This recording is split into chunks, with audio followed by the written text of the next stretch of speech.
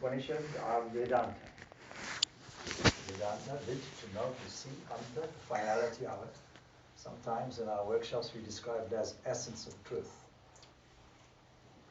The essence of truth means there can be no falsehood in it. It must be applicable to everybody, whether you believe in God, whether you don't believe in God, whether you believe in this aspect, this doctrine, this book, that book. And so, like any other text, the Upanishads is also subject to scrutiny and interpretation, depending on your point of view, and 3 points of view have emerged in this Vedanta philosophy. One point of view would be that I am here and God is externally somewhere. This is called dualism, Dvaita. And then the other end of the spectrum is to say, wherever I look, I see that entity. There is only one without a second. And that truth is one. As the Rig Veda says, Ekam Sat Vipra Vardha Vadanti. Truth is one.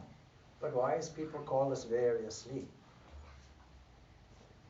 What is the benefit in this day and age of this message? And is this a message that Krishna teaches?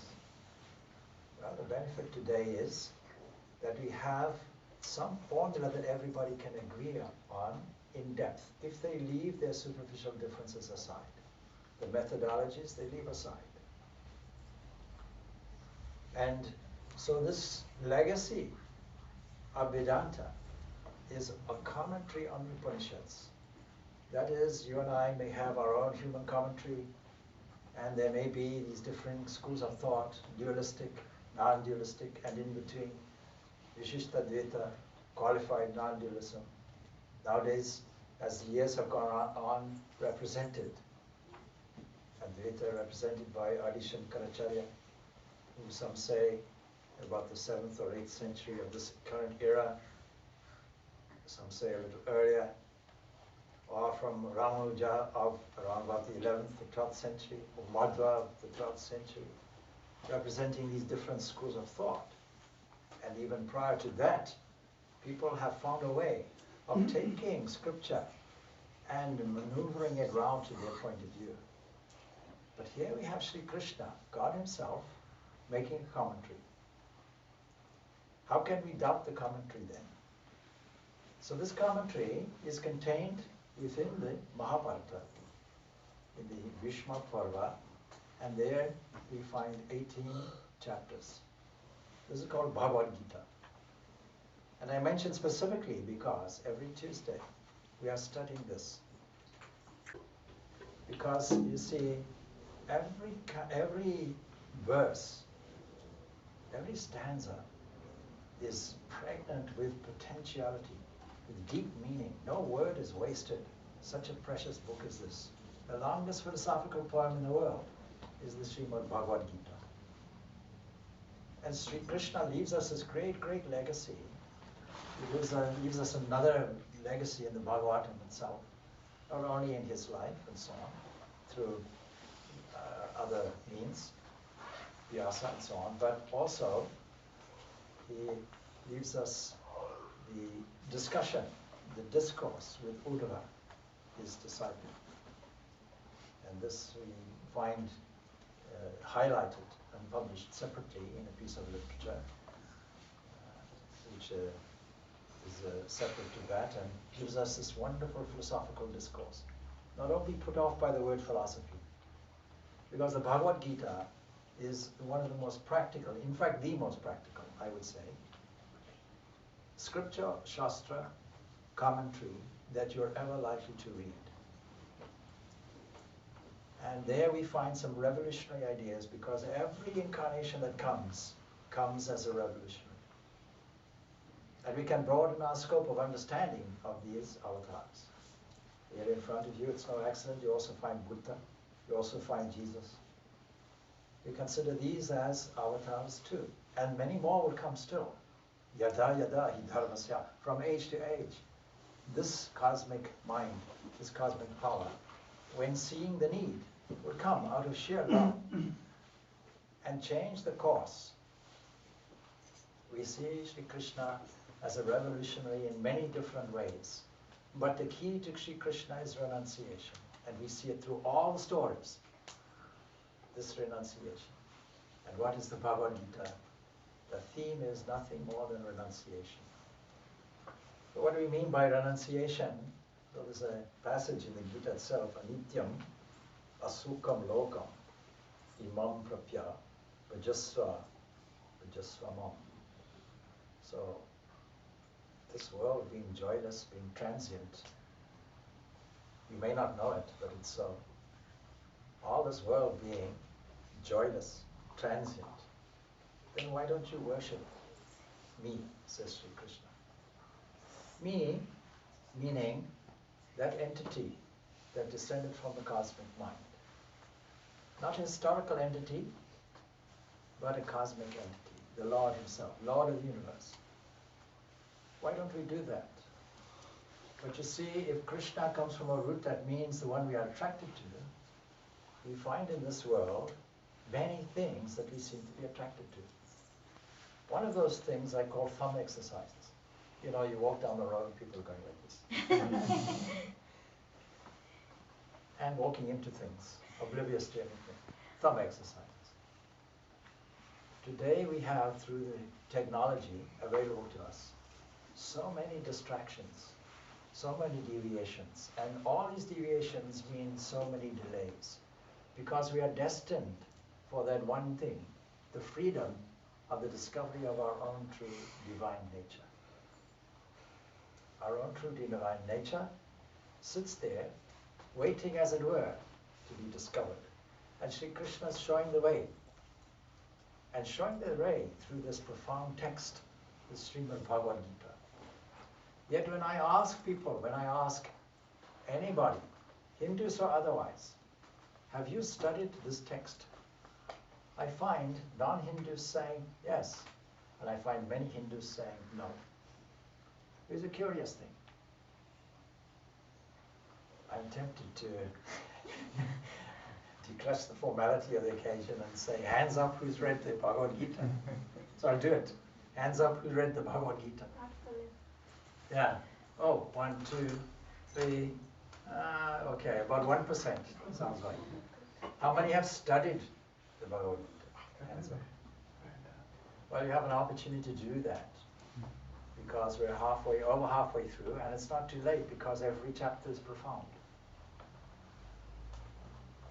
So, get a copy of the Bhagavad Gita, study it. Now I have to tell you that here in this country, in the junior school curriculum, in their religious studies, is studying the Bhagavad Gita. We have persuaded them to do that. We have persuaded them to study 5 religions as opposed to 2 or 3. And so they are also, along with that, studying this Bhagavad Gita. They ask, what shall we study? If we are to study Hinduism, they have so many scriptures. Yeah, that's hearsay. Narada has been around. That's hearsay, you see, because actually, if you ask what the scriptures are, there's a great deal of confusion. And so, we boil it down to 3. Prasthanatraya, it's called. One is the Upanishads. But the Upanishads are very abstract and difficult to study. And so the Lord has made it convenient. He's summarized that. He's taken, as it were, all the essence, all the cream, as is described in the Gita Dhyan, all the cream of the cows of the udder, of the cows of the Upanishad, and presented it for us. You see how Sri Krishna was attracted to butter. A yellow thing, you see. He steals the butter. What does that mean? It means he steals the goldenness of our heart. See, this is one of the meanings, certainly. Hari, the one that steals, or the golden one, the yellow one, and so on. So all of these meanings are there, available for you to explain to your children when they get a little older, but you yourself have to know it. That's the thing.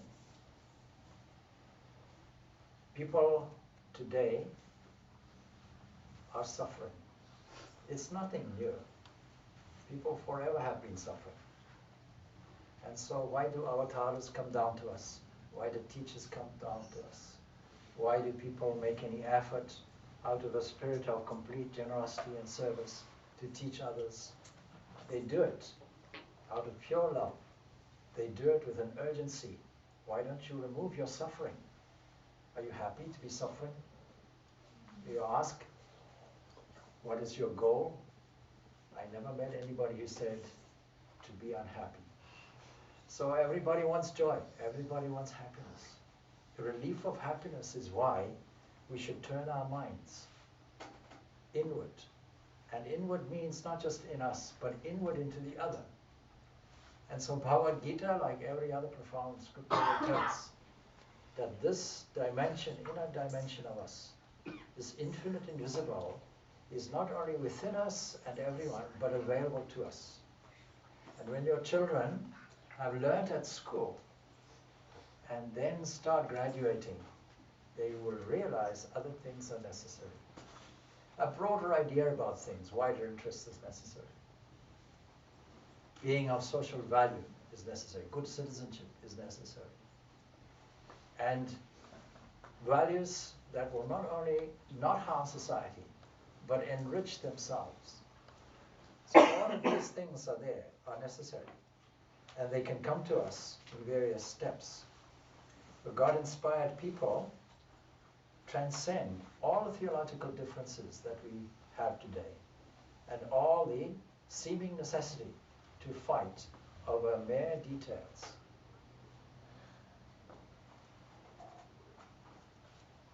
And so, stable character, an idea of a spirit of service to others, a wider interest in deeper things. This is exactly what Srimad Bhagavad Gita teaches, and everybody requires it. So I mentioned this Prasthanatraya. We start off Upanishads, then next, of course, Bhagavad Gita and Brahma Sutras. Brahma Sutras coordinates the ideas of the Upanishads, but we are left with a simple, easy to understand text, Bhagavad Gita. I was at a meeting once, I think at somebody's house. I think they know who it is. Anyway, there was somebody who said, you know, we're very ashamed, we don't know the Bhagavad Gita or Upanishads or any of these things. I said, all right, well, let's start a study of it. And that's why we started out the study, the Vedic Hindu Cultural Center of Ireland. And we did that 2.5 years. And the person that requested it, unfortunately, could not come. Not just once or twice, but for 2.5 years. I'm not blaming anybody. This is not a sermon on blaming. But you see, all of us, to some extent, if we're not in this habit of looking at the deeper issues, and if we don't have this spontaneous attraction for this Krishna, then we'll be attracted by other things, and we'll be lazy about the deeper things. And so we'll be erratic in our spiritual life. Spiritual life is the whole of life. The only reason why you're living is for spiritual purposes, not for any other purposes. And so when you don't think in this way or understand it, because you didn't study the principles, and more importantly, you didn't reconcile the practice with it, then laziness comes in and you start postponing things. It's all right, I'll do it next year. Like the maximum sleep, I tell people. What's the maximum sleep? 5 minutes. 5 minutes more, exactly. Particularly in winter. Wake up, 5 minutes. 5 minutes more, the maximum sleep. So like that, we postpone all of this. We postpone it for years until finally it's too late because the habit level has not been changed.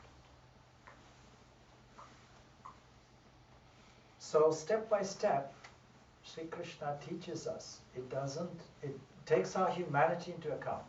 It takes our inherent laziness into account. It takes the difficulty of controlling our thoughts and mind and steering our attention. It takes all this into account. and offers something for everybody.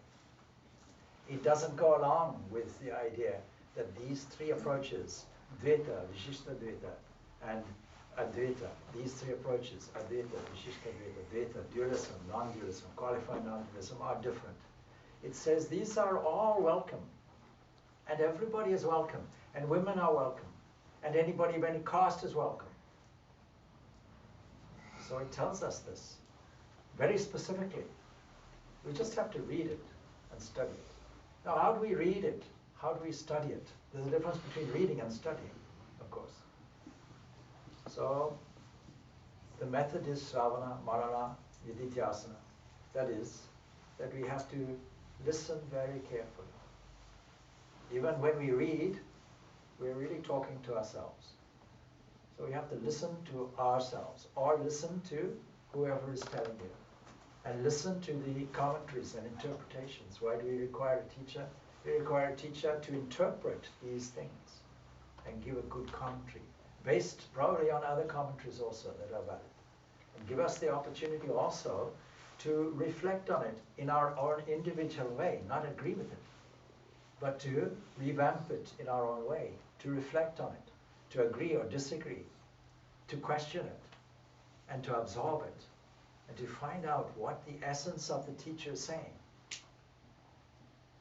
Blind faith is something that Vivekananda discourages completely. So, Sri Krishna gives us these revolutionary ideas, reconciling these three different positions and reconciling different methods. Supposing you are extremely unattached, you have a nature of detachment, then what we call Jnana Yoga is encouraged, and here in the Bhagavad Gita it's called Sankhya. And the very word means a reconciliation had to take place in his day, that there was a Sankhya philosophy. And the word Sankhya was bandied around as some contradictory kind of philosophy, a dilemma arising. Is it this way or this way? Two prominent paths being there. Everybody acts, everybody earns a living in today's life. Is there a formula that we can use, something practical? So how practical is this?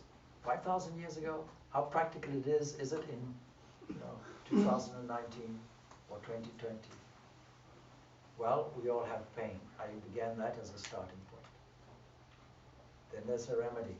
Sometimes I ask people, who is the original, most profound psychologist in history?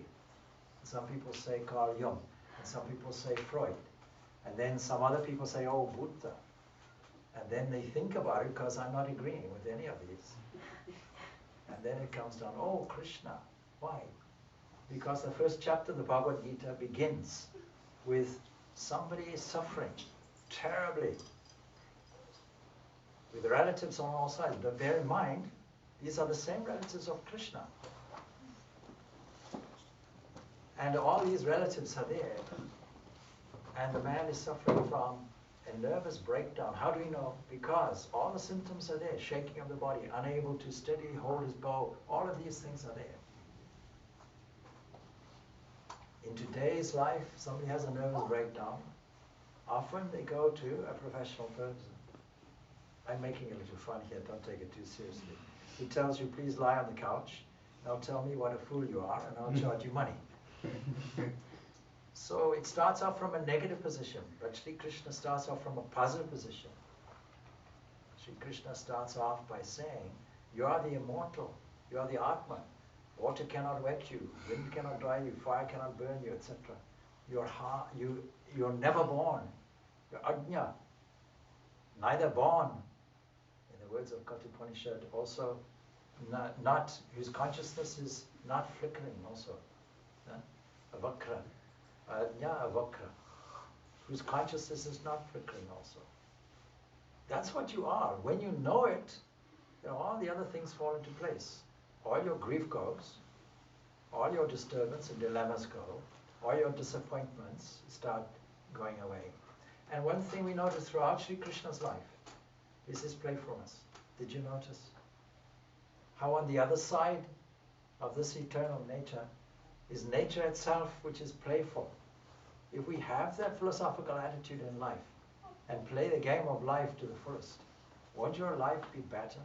Won't it be transformed? Won't you be able to use that to transform the lives of others also? Won't you be an open channel for divine grace to flow through? So this is the message of this Bhagavad Gita, which is the tremendous legacy which our Sri Krishna has left. So while we are celebrating the birth and events of this great incarnation, we are also inherently celebrating the life and legacy of this great entity. And every episode of Sri Krishna's life is tremendously joyful and tremendously profound. But it is this lasting legacy. And Sri Krishna came not just to destroy Kamsa and others, but he came to destroy our ignorance. What is ignorance? From a devotee's point of view, ignorance is keeping the divine far away from you. And what is knowledge? Bringing it intimately close to you. What is ignorance? Ignorance is taking this transient world, impermanent world, to be permanent. Seeing that our reaction to this world is a formula for our joy, and it's not. And making the false assumption that we are the chariot which Sri Krishna himself drives,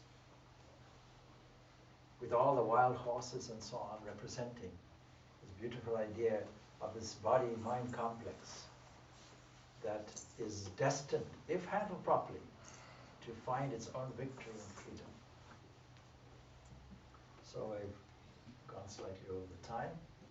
So with those few words, Jai Shri Krishna, Dear Teacher.